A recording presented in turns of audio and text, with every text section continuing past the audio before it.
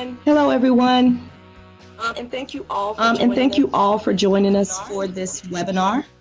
As I mentioned to you on our introductory call, we are not having an in-person meeting for the School Climate Transformation Grant SEA 2018 cohort.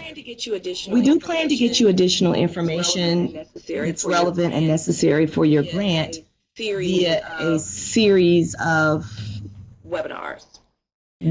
So this is the very first one. And so this is the very first one, as I mentioned it to you on our call. One of the things we want to make sure that you're aware of is various resources that are available to you as you start to implement your program. And so the Technical Assistance Center that the Department of Education is contracted with to help guide you and lead you through some of your efforts through this program will lead this discussion, this webinar, and give you an opportunity to kind of understand who they are, what they do, and how they can be helpful to you.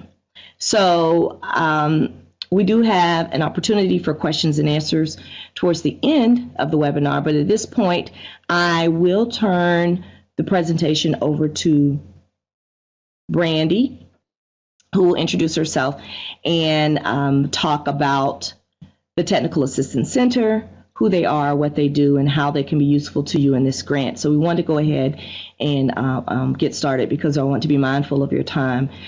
So Brandy, I'm going to turn it over to you. Fantastic. Thank you.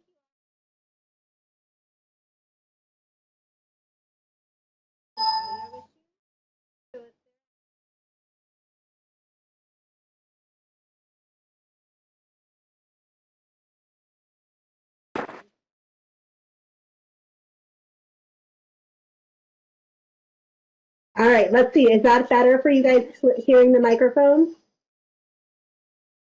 Okay, perfect. I think I had muted myself to try and eliminate background noise, and I forgot to turn my mic all the way up. So now that you can hear me, let me again welcome you and thank you for spending the next hour with us roughly talking about what the PBIS Center can do to support your efforts in implementing your state-level school climate transformation grant. Just in terms of structure for this webinar, my plan is to do mostly talking at you because many of your lines are already muted. If you haven't already muted yourself and you've called in, if you could just double check that your own phone is muted. I know I'm still hearing background noise that I don't think is on my end. And if you would like to ask a question or comment during the webinar, please use the chat box to do so.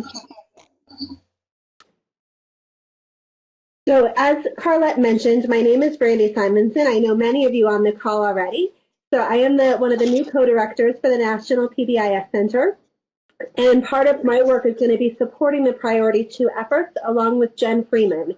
Jen wasn't able to join us today, but if you don't already know Jen, you will get to know her very well over her emails that she'll be sending to help support you from the PBIS Center's end.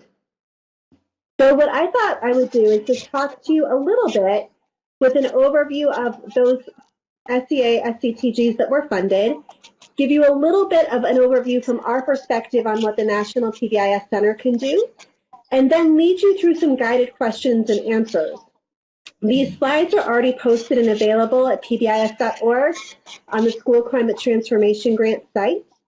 And you'll also get a Word document version of these from your TA provider if you haven't already received it. And just a quick sound check. I'm still hearing quite a bit of feedback. Can folks just let me know in the chat box if you're hearing me okay? If not, I have a quick plan B we can try. Okay, perfect. As long as you guys are hearing me, I'm good. So, guided questions and answers, again, these are in the PowerPoint. There's also going to be a handout. I'd just like to get us all on the same page about what we mean when we talk about a multi-tiered behavioral framework. We know from your grants what each of you submitted and what you mean. The second question is around kind of what do we need to do to make sure we're thinking not just within the grant but beyond the grant about both implementing multi-tiered behavioral frameworks with Fidelity but also sustaining those beyond the grant ending. And then what kind of practices and systems and TA resources are available from us at the center. I think that's one of the questions always is what does TA look like and what's available through the grant and then what would be maybe outside the grant. And we also want to share some additional resources with you around evaluation efforts. So some that I think will directly support you in addressing GIPRA measures, and others that are just options for folks who may not be as familiar with the center resources. And then we'll talk a little bit about how we work together with Carlette and other staff at OSHS to coordinate the school climate transformation grants. So as I said, at any point in there, feel free to interrupt me with the chat box. I'll do my best to kind of monitor both and stop appropriately kind of throughout and answer any questions that come up. So jumping in, many of you are aware, and some of you have benefited from these, that there has already been a program of school climate transformation grants that were initially funded back in 2014. So in that kind of initial round of grants, there were 12 states awarded grants and 71 districts or LEAs. So with that, we've had a pretty big reach across over 140 districts, reaching more than 2,000 schools. So this program has a very large impact in the work that it's been able to do. And as you all are aware, 14 new states were funded this year. So I think you're all aware of who was funded, but if you haven't seen the full list, they're represented in lovely green stars. And if you're looking closely at the map, you'll notice that 5 of those green stars are over states that were already funded. So we do have 5 sites where they are both kind of closing out their last year of the first round, and they're starting off their new grants. And so one of the things Carlette, I know, is interested in us working on is how to make sure that both of those are done really well, and kind of not separately in terms of kind of having them be isolated or not coordinated, but separately in terms of being thoughtful about each of those funding streams and what outcomes and products and activities are tied to those.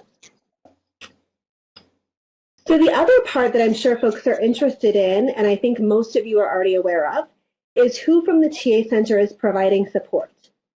So as roles have shifted a little bit within our center, you'll notice that there are a few new names for folks providing support and a couple states that have shifted between people. And I believe at this point that if any state has shifted who there's been provided support from in the past, that you've had a direct communication from our center. If that's not the case, I hope this is not the first time you're seeing this list, but if that's not the case, you will be contacted very soon by your TA provider. So as you're looking at that, the states that are highlighted in red are those that were awarded school climate transformation grants back in 2014. The purple are the 5 states that have them in both years, and the blue are the states that are new to this process. There are also states that haven't been awarded school climate transformation grants at the state level, but still receive support through our centers. So I just included all of the states and U.S. territories on the list so you would get a sense for kind of where supports are being provided. And again, if you have questions about any of this, feel free to use the chat box. The other thing I wanted to just give a big picture overview of before we dove into some of the details was the way we think about approaching school climate transformation grants. 4 years ago, or a little bit more than 4 years ago now, we were excited about the prospect of this new work, and it was a new kind of adventure for us to take on, thinking about this new partnership with the Office of Safe and Healthy Students. And one of the things we've really appreciated and enjoyed is the strength of that partnership over the last 4 years. So we're really excited. I've already spent time meeting with Carlette. She's already reached out to each of you, and we're excited about the strength of that partnership continuing. So just behind the scenes, things you guys will not necessarily directly see, is that we have regular communications and coordination calls and exchanges between us. So our job is to work to stay on the same page so that the TA we're providing is supporting you in meeting the grants deliverables to Carlette, and that we're helping make sure that states and districts, when the LEAs are funded, are making really good choices about responsible use of federal dollars. As I mentioned already, our goal is to have this grant be a game changer for you. So we would like it to be a springboard for either continuing and enhancing work you've already been doing or allowing you to do work that you haven't been able to do in the past. But we'd like that work to be set up in a way that it sustains beyond the grant. So as you'll hear me say multiple times throughout the webinar, the emphasis of our TA is on building local capacity. So we would like you guys to leave any TA experience with more knowledge, skills, and ability to support your districts than you had at the beginning of that experience. The other part that we do with a lot of partnership from OSHS is really careful database monitoring of the work. So from the TA providers from the PBIS Center, you will soon, if not already, be seeing a TA worksheet that asks you to just give us some feedback. This will be a one-time thing. Give us some feedback about the types of TA supports that you see being most beneficial. So there'll be a range of different options, and it allows you to prioritize kind of the ways in which you would like your TA provider to interact with you to provide support. Your TA providers will also maintain a log of any time that they have direct support and contact with you guys as states, so that Carlette can kind of monitor what the TA has looked like and help us adjust based on our data. And every twice a year, so regularly, our TA providers will also provide a status update for where they see your project being. And that just, again, helps us kind of do a little bit of progress monitoring so that if we need to adjust our TA, we can catch that early in the process. So all of that is on our end and nothing that you have to do other than the TA worksheet giving us a little bit of information about how you would like support. The data sources that you guys are already familiar with is that you'll be providing annually your GIPRA data, and we'll talk a little bit about those and what resources that can help facilitate that. And also annually, we'll be sending you an implementation survey, usually around February, just to get a sense of where you are at. Again, that's kind of our way to help progress monitor to make sure the TA we're providing is allowing you to meet your own goals within the grant, but also allowing us to make sure we're doing things in ways that help build your local capacity and facilitate scalability and sustainability of your plans. So the TA is a coordinated effort among different types of resources. So one of the resources you're experiencing right now is that we do some of our support through web-based mediums, whether that's kind of standing resources that are available on the website. There's already a long list of existing webinars, and so we will be pushing those out to you throughout the years at times that we have found to be beneficial to states in the past. We will also, as we're doing right now, record new webinars that are either appropriate as new cohorts join, so for you guys to get started, or as there are new topics identified that we would really like to address. So as you're all very aware, opioid addiction and prevention and treatment and ways that we can support kids and families who are affected was something you were awarded competitive points for trying to address or thinking about how to address. So that's a topic where we don't currently have a lot of resources, and so we will be developing resources to help support your efforts. In addition to that, some of you are already aware that we connect a pre-conference meeting onto the October forum. So most of the School Climate Transformation Grant districts and states come out a day ahead of that forum. Many choose to stay. During that day, we have a chance to share updated information with you. And the best part to me of that day is that we get to hear from the sites about what they're doing. So there's phenomenal sharing out across kind of all of the projects, usually in the morning. And then we pull states together separately and districts together separately so states can network with each other, hear about what's going well, problem solve common roadblocks or implementation challenges, and really share resources and become a network of support for each other. So those have become some of my favorite days of the conference. In addition to that, and I'll mention this a couple of times throughout the webinar because I know it's a pressing question, you do have access to your TA providers, both the folks that are listed as assigned to your state and other providers who have unique areas of expertise. So in the PBIS Center, we have content area experts across different disciplines. So if you have a question around opioid addiction, for example, John Seeley is a new expert we've brought on where that is his specialty. Those contacts, there's different levels that are built into the grant. And as I'll talk about in a second, built into the grant are 2 days of on-site support. And then additional supports are things that you might think about how you want to allocate and use resources to access. So as I mentioned already, the TA worksheet of everything on that slide is the one thing that's coming soon. So soon after this webinar, you should expect to hear from your TA provider who'll be reaching out and again just asking for feedback about how they can support you. So as I'm doing big picture again, just a reminder to use the chat box if there are questions, comments, feedback, concern, or especially if there's any audio issues so I don't just keep talking. All right, and as we're going to keep going, this is what I'm calling the guided questions and answers. So I've posed a few questions, or we have as a center, just to have us think about getting on the same page kind of at the big picture. So in the School Climate Transformation Grant, you were asked to think about multi-tiered behavioral frameworks. And at this point, we are all very familiar with both the grant language, since you responded to it, and the lovely triangle image that we often joke is a federal requirement for us to put into any presentation we do. What I've been really impressed with in the past, watching states and LEAs think about what this means in their states, is that they've been really thoughtful about their local needs. They've been really thoughtful about not just the evidence-based practices, but the systems that need to be put in place at the state and the district level to ensure those practices are implemented with fidelity. And most states and LEAs started with Tier 1. So although the goal is to eventually build up and focus on advanced tiers, most really started by building a firm foundation of what Tier 1 looked like in terms of supporting districts, and then for districts to support schools. And then as they became more fluent and able to implement Tier 1 with fidelity, they scaled up to advanced tiers, and they usually scaled out to support more schools and more districts. So the multi-tiered behavioral framework is kind of your anchor for all of this work. And although it's a really simple concept, those of you who have been at this work for a while realize how supportive this idea of a framework can be to ensuring the fidelity and sustainability of your work. The second question is around the outcomes, practices, data, systems that help you kind of think about and contextualize your work. So in your grant, you would have all listed specific outcomes that you were hoping to achieve. Most of you listed data sources. The GIPRA measures require you to identify some data sources, but many of you went beyond that. And many of you identified practices, not just in one domain, but really thinking about an integrated and aligned set of practices to address complex needs across students in your schools and in your districts.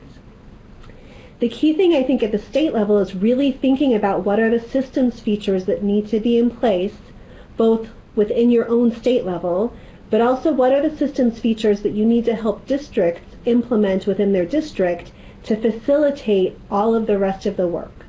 So how are we going to think about choosing not to collect all data, but the data that are critical in helping us inform our decisions about selecting practices, monitoring implementation, and also monitoring our use of our systems to support those things. So again, this is one of those kind of pictures that I think sometimes seems overly simplified, but the more that I've done this work, the more I think about coming back to this basic framework around outcomes, data systems, and practices helps ground everything else that we're doing, right? It helps us think about if we are going to adopt a new practice, are there data indicating a need? Do we have a system in place to maximize the likelihood that that practice is going to be implemented with fidelity and in a way that will help us achieve the desired outcomes? So this figure, again, simple as it sometimes seems when we see it, helps anchor a lot of the work. So George and Rob often joke that if you were going to get tattoos, the triangle and this set of circles to me are really central pieces to think about how you're anchoring your multi-tiered behavioral framework to meet the needs within your local state context and within the districts that you'll be supporting. As you all know, part of the work is establishing really good teaming structures that help to build this foundation to promote fidelity of implementation, sustainability across time, and scalability across schools and across districts.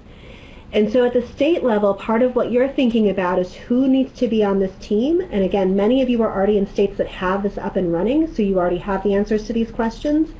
But in some of your states, you're still thinking about how do we form a state-level team that's going to be really effective. And those of you who have worked with our center before know that there's never a one-size-fits-all answer to that question.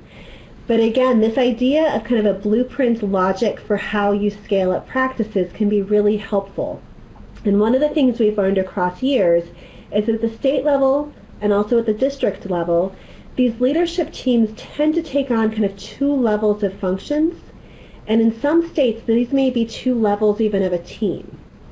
So starting with that kind of yellow oval in the middle and working down, many of us think about the leadership team really coordinating implementation efforts. So at the state level, the implementation team is coordinating state level efforts toward training, coaching, feedback, and having adequate expertise at the state to inform that.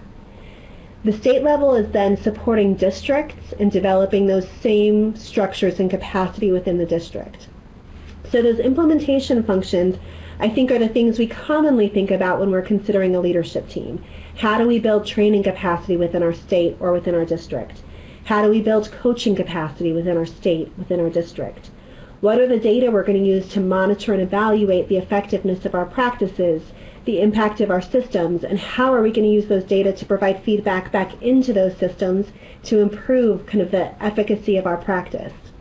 And again, on the behavioral expertise side, how do we build the right expertise within our unit, within our state or within our district, to ensure that we're selecting the right practices that are grounded in evidence that are likely to work in our local context and culture? One of the things that we've learned across many years is that to do all of that well, we have to have local demonstrations. And so many of you in your states picked key districts that you're going to work with, and even within those districts you may end up picking key schools where you're going to start with showing that this can work in your context. So those local demonstrations can have a really big impact on showing that this can work in your state and allowing you to then scale beyond those. So I started in this graphic by saying I think those are the things we commonly think about when we think about leadership teaming and coordination. But if we actually now start with that yellow oval and go up, we have also learned a lot about the importance of having kind of executive level functions on that team. And as I mentioned already, sometimes that means that it's a separate team, or that there's a subset of a broader team that does implementation and there's kind of a bigger representative team that takes on these executive functions. But at the executive level, we're asking states, and then having states ask districts, to think about, do they have the right people around the table to get broad stakeholder support? So not just folks who might have knowledge about behavioral systems, but folks who are tied into mental health and policy and the different systems that are represented in the initiatives that you've decided to implement within your framework.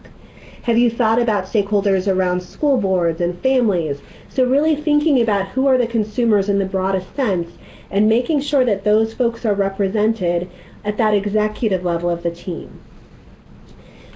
The second box is around funding. And again, we'll keep mentioning this throughout the webinar, but especially through our work together.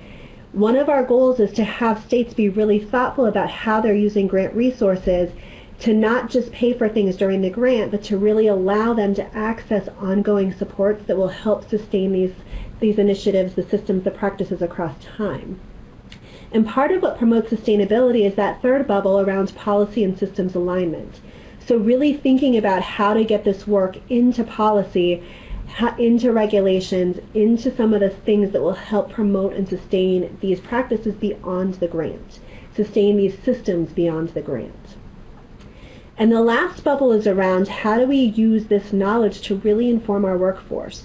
And so part of that is looking at our in-service folks and how are we providing training and coaching support to them. But the other piece is we can think at the state level is how do we push this into pre-service?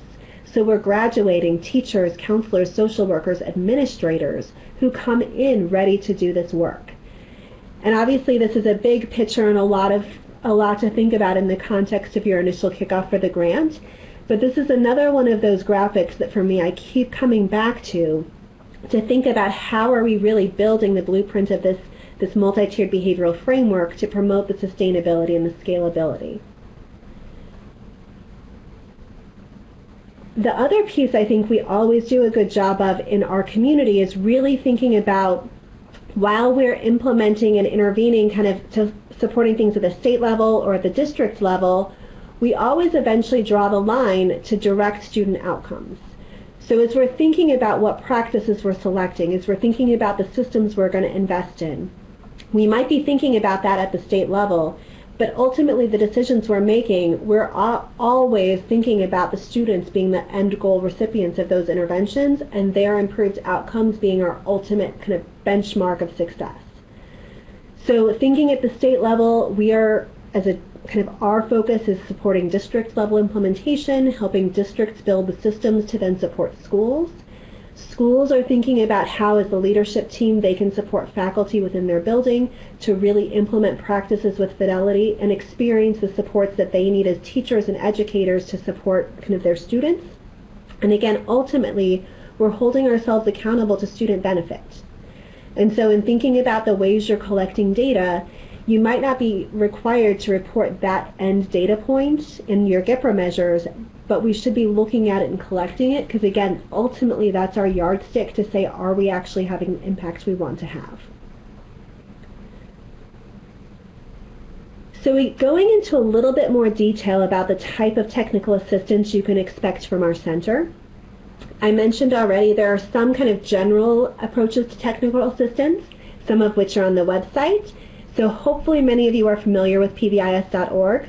There is actually a section of PBIS.org, if you do a /SCTG, that is dedicated entirely to you. So on that portion of the website, we will have updated links to who the technical assistance providers are for the new SEAs. They're already listed up there for the current and the kind of past SEAs and LEAs. We also have access to all of the webinars. So I mentioned this one already has slides up and the video will be posted shortly, but you can scroll through and look at the range of webinars and resources that are already available unique to school climate transformation grants, and then there's a wealth of other information up on the website. The second kind of general TA support I also had mentioned, that's our annual fall meeting. The date for next year is in red. So as I'm chatting, you might want to mark that in your calendars that we will be meeting in Chicago, same place as last year, October 2nd, 2019. And again, that will continue each year of the grant. For targeted supports, the webinars that are already listed are one example of that, but we will, as I said, be developing more targeted examples of webinars to meet needs that arise in the next 5 years. There are also options for you to request remote meetings. Some states have found that they are kind of benefit from working with each other. So I know in the Northeast region where I happen to live and work, we're hoping to pull together our Northeast states so that they can partner with each other and provide kind of their own local network in addition to the network that they have with the rest of you all. The third thing is that we have a focus on developing materials to support some of the new priorities. So for example, illegal use of drugs will be one of the topics where materials are going to be developed, and there's a range of other topics that we already are planning, and there will be some new ones that arise based on identified needs that you all present to us. So part of the function of that kind of fall meeting and the ongoing TA contacts is for you to tell us what you need and what we can do to be the most helpful, and our goal is to develop some of those resources to support that. In addition to that, and I mentioned this earlier and I'll mention it again, you have access from your assigned TA provider for 2 days of on-site TA at no cost to you. So that is part of the free TA that comes with the grant. As you know, you have potentially needs for TA that go beyond that. You can choose to contract with your TA provider, you can choose to contract with somebody else, so you can definitely exceed that, but that becomes a fee-for-service situation. But at a minimum, you have 2 days of on-site TA from your TA provider. Regardless of how you choose to access TA, so whether you ask someone to come on site, you request a remote meeting, you are accessing things on the website, the focus for all of that from our perspective, as I mentioned earlier, is to build your local capacity. So expect if you ask a TA provider to come on site to do something you already have the skill set to do, expect them to push back a little bit and say, well, let's actually partner together to do this because I want you to be independent in doing it kind of after the TA part runs out. So expect that TA providers will be pushing you as a state and the folks that you work with to really think about how we can grow the skill sets so that you no longer feel the need to reach out for TA because you already have the capacity within your organization. Just some ideas on this next slide about ways that folks have accessed TA. I think some of the most effective TA has been around helping states develop the systems that they're going to need to be successful. So not necessarily asking a TA provider to come out and deliver training to schools, although that is the second option, but really it is more around using and accessing your TA provider to help you develop the skills, the knowledge, the kind of capacity to implement the systems within your state. There are other folks who will access TA providers to help provide local training if you don't have training capacity already within your state.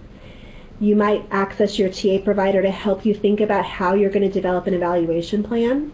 You might have a TA provider give you some feedback on how you're going to develop data systems. You might ask them to help you think about how you're going to train in core practices for school teams and look at resources for that. You might ask folks to present at some of your local, either state level or regional conferences. You might ask them to help you think about the integration and alignment challenges when you're trying to coordinate multiple initiatives. So there's lots of reasons and ways in which you can access TA providers. And again, up to 2 of those days you have at no cost. Remote meetings are also things that you can access and request at no cost. So let me pause for a second there and listen and see if there are any questions that folks have. And I said listen, but I really mean read, because you guys are going to use your chat box to identify any questions.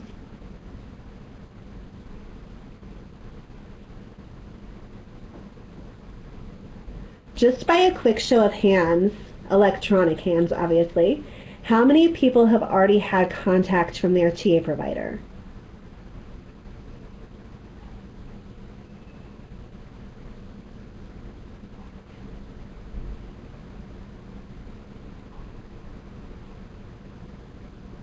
Okay. So I'm not seeing other new questions through the chat box. I'm hoping that I'm not missing any.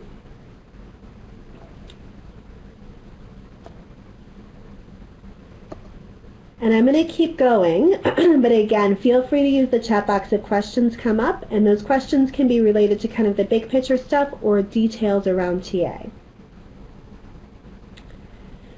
So another place that the center can be really helpful is looking at resources, both those things that are specifically tied to GPRA measures, but also things where you may have pushed beyond what's required and looking at areas where you can collect some additional data to inform your work. So starting first with what is in the GPRA measures. And my guess is these should look familiar to you, again, since you wrote the grant, but for some of you, you may not have been the person who actually put the grant package together. So I just wanted to highlight the 3 main indicators that you will be reporting on for GPRA. So one of those indicators is just the number of training and technical assistance events that you as the state are providing to the districts that you are supporting. So any of those training and technical assistance events that you're providing around supporting your districts in developing their own multi-tiered behavioral framework. The second one is the number and percentage of districts that were provided training and technical assistance by you as the state, who then are implementing the multi-tiered behavioral framework. So how many of those districts that you trained are actually implementing? And the last one goes beyond just are they trying to implement. The last question is, are they actually implementing with Fidelity? So for those of you who had a school climate transformation grant from the last round, that last one is new. So we are now pushing folks to think about the extent to which districts are implementing multi-tiered behavioral frameworks with Fidelity.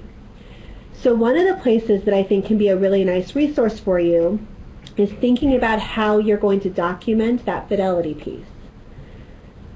So many of you would already be familiar with the PBIS apps, which is a website that helps kind of showcase or identify all of the different resources that are available, both to collect Fidelity data, also to collect outcome data. So for a second, we're going to stop and talk more about Fidelity, but I'll actually share with you some of the other tools that are available.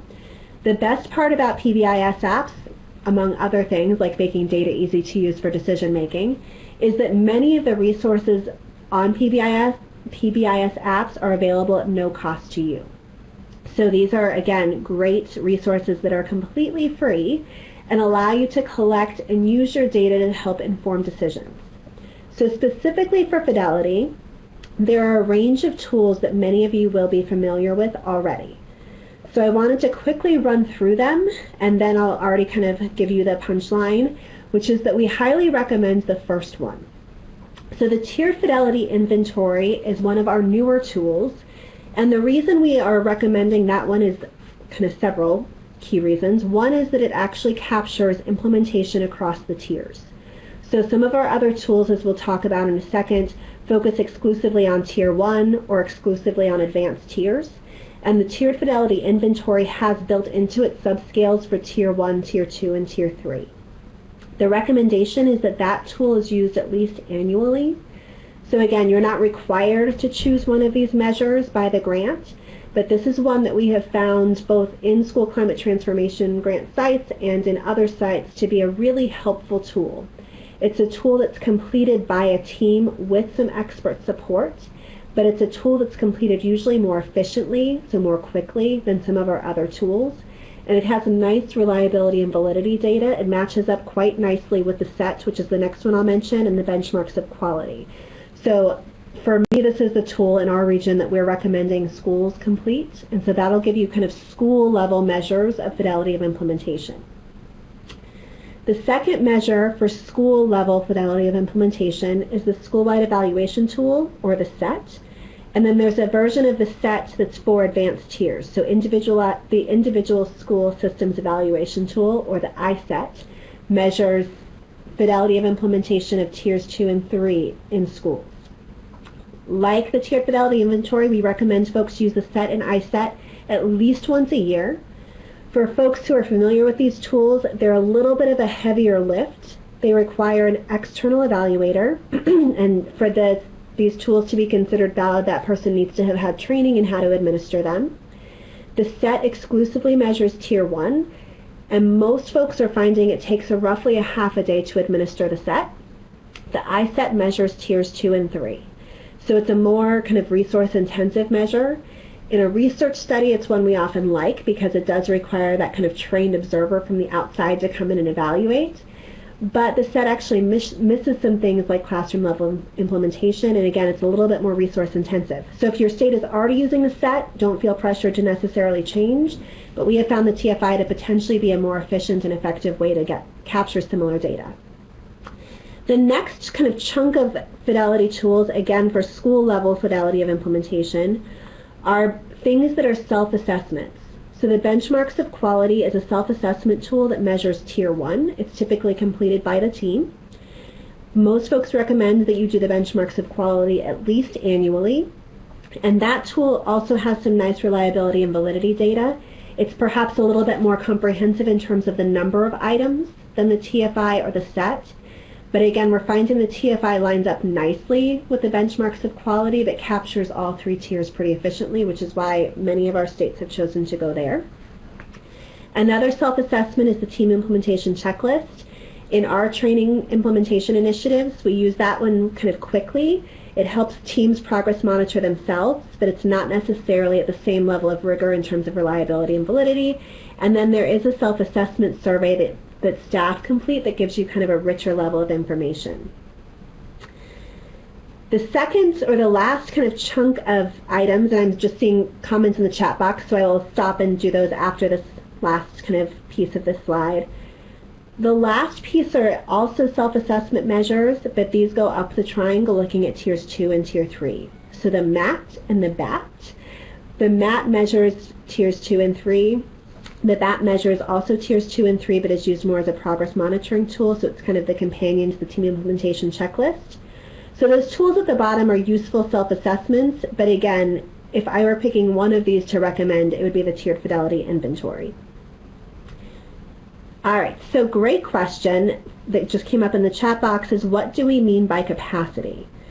So in the past, the role of SEA capacity was at no cost, and local or district capacity was a fee-for-service model. So this is going to be very much the same as what we have done in the past. So those of you who have had school climate transformation grants in the past, we actually use the very same document to develop this PowerPoint, and that we will be sharing with you through TA providers. So the focus of the TA that is at no cost to you all is 2 days on site, focused on local capacity building, but there is a lot of, as you have experienced for those of you who have had these before, there are opportunities to access your TA providers remotely, and our job and our focus is on helping to support your capacity within the state. So when we're thinking about how we provide support to you in developing your state level systems and state level structures, a lot of those supports come over the phone, we're exchanging emails, we're providing some remote consultation, and those things are also things we'll continue to do. So this is not a change from what's happened in the past. If you're hearing it differently, it might be that I'm not articulating it in the same way you've heard it in the past, but it is the same exact practice we've had in the past around focusing our TA around capacity building at the state level. All right, and again, please keep using the chat box, because if there are questions, I would love to have a chance to address those. So speaking of capacity, that was actually a well-timed transition.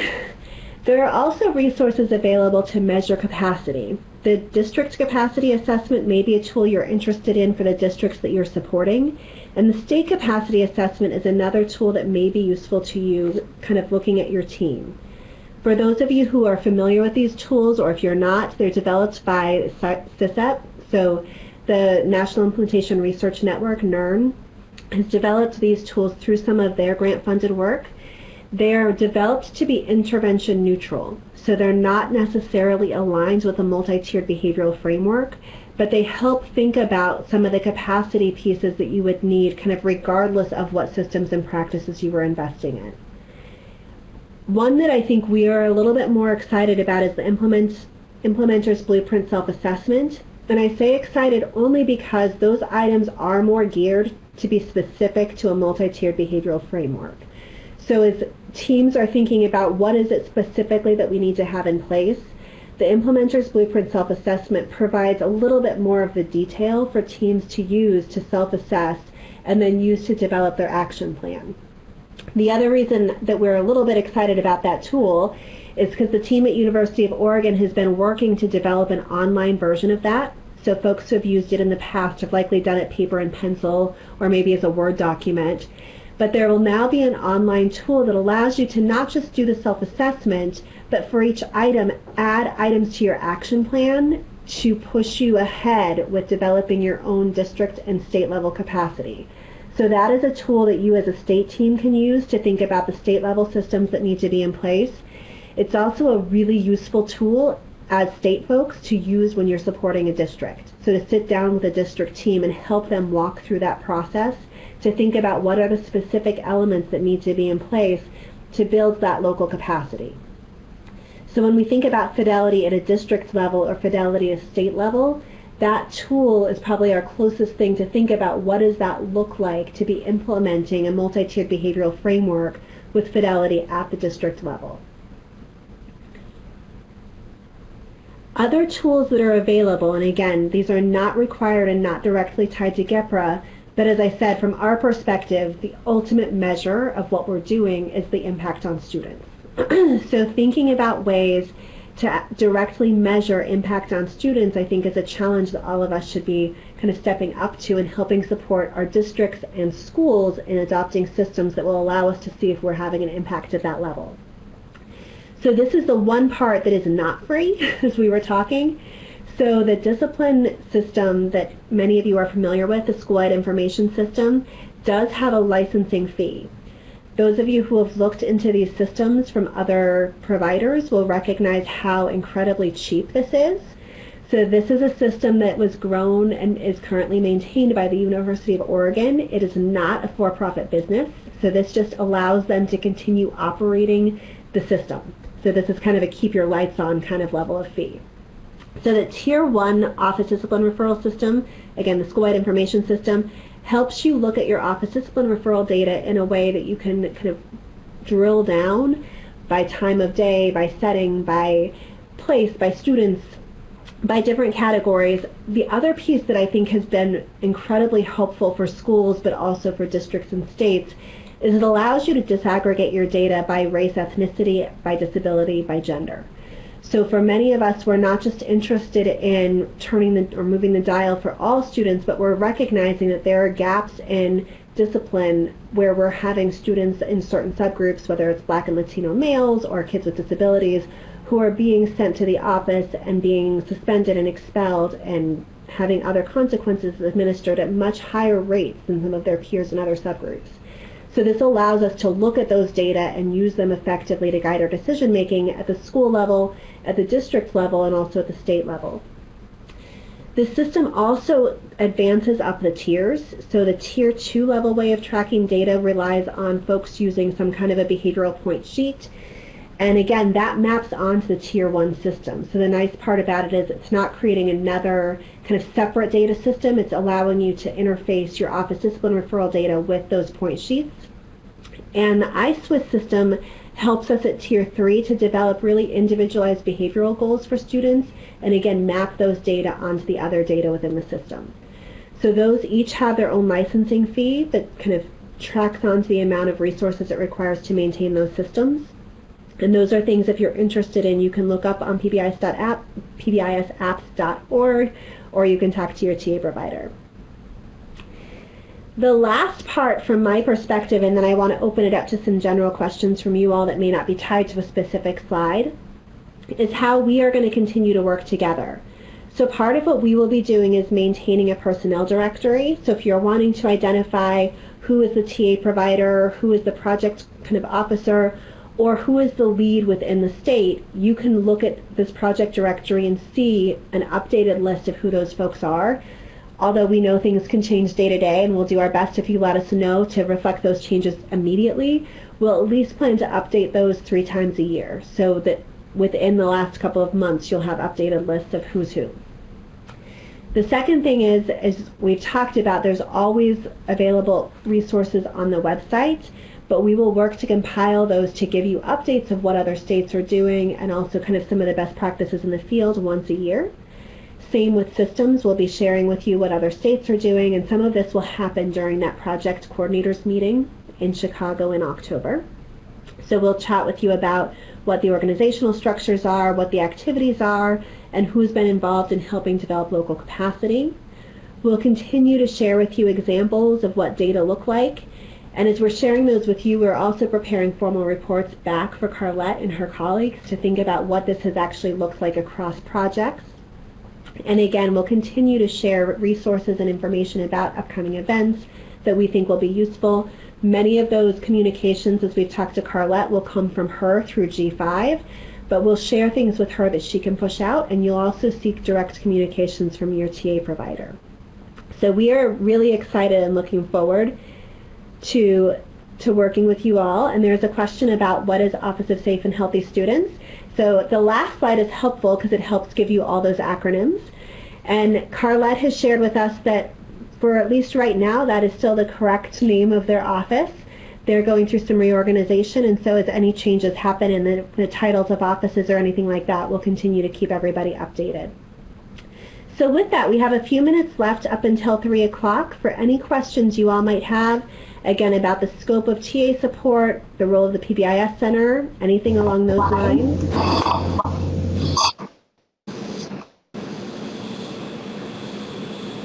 And Carlette, you might have just piped back in if you want to add anything that I didn't cover or clarify anything, that would also be great.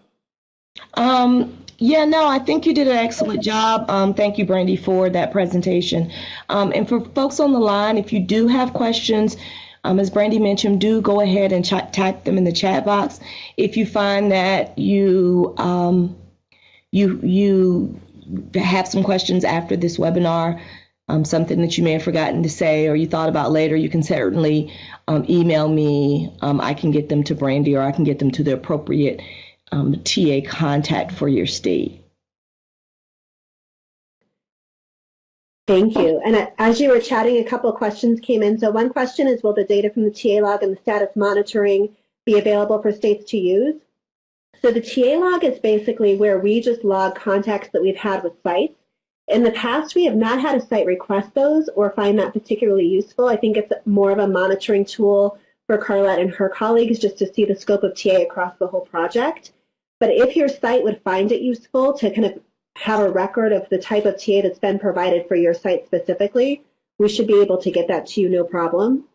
The status updates I don't actually think would be super helpful for your planning. They're often based on the data that you've shared with us. They're just a quick kind of progress monitoring summary that allow us to present data to the Office of Safe and Healthy Students folks in a really quick snapshot. So that I don't think would be useful, but we're happy to share the information from the TA log for your site if that's helpful. Again, for any of you who haven't worked with folks from our center, we are all really excited about the work that we do. We love thinking about systems at state levels. We love working in districts, but we especially love doing the work that's going to make a difference for students. So feel free to reach out and ask for support in any area, and your TA provider can help provide some guidance around what they feel like is going to be the most helpful in terms of building your specific capacity, but don't hesitate to ask. And Carlette, this might be a better question for you. This is a question about carryover funds. Are there limitations of them? No, there are no particular limitations on carryover. However, carryover is not automatic. That's something that you will articulate when you submit your annual performance report and during our follow-up call to talk about what it is how much carryover you have and how you want to use it in the next year. So there are no limitations, but it does require a conversation and an explanation of the funds that you have remaining and how you want to use them in the following year. Great. And someone has just asked how to obtain a copy of this PowerPoint. Deborah just posted very helpfully the pbis.org/SCTG site. When you go to that, there will be at the top of that page a link that has the title of today's meeting. If you click on that, it'll open up a little bit more detail. And the PowerPoint slides are already posted there as a hyperlink. And in a little while, might be days instead of hours, there will be a copy of this video that's also posted there. So you can not only access the PowerPoint slides immediately, but in the next days, you'll be able to access a recording of this video, of this webinar as well. All right, any other questions? Again, it's great to have Carlette on the line. So questions either, again, about PBIS Center support or School Climate Transformation Grant business in general.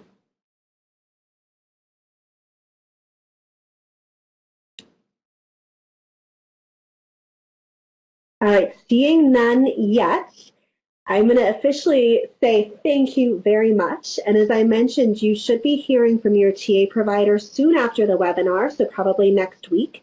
I know Carlette was going to work on getting us a final version of all of the contacts, as I believe some of them have shifted since folks applied. And our email addresses are on this slide. So if you haven't heard from your TA provider and you're wondering how to reach out to them, feel free to contact either of us, as Carlette said, and we will connect you. For questions about grant support, Carlette is obviously your best and main point of contact, but for questions about PBIS Center technical assistance, I'm happy to be a point of contact in addition to your local TA provider. And we have enjoyed at least the comments from the rest of you all for the last hour, and I'm excited to get to meet those of you I don't already know in person the next time we're all together. So have a fantastic afternoon or day for those of you in earlier time zones, and we will see you soon. Thanks, Brandy. Thanks, everybody.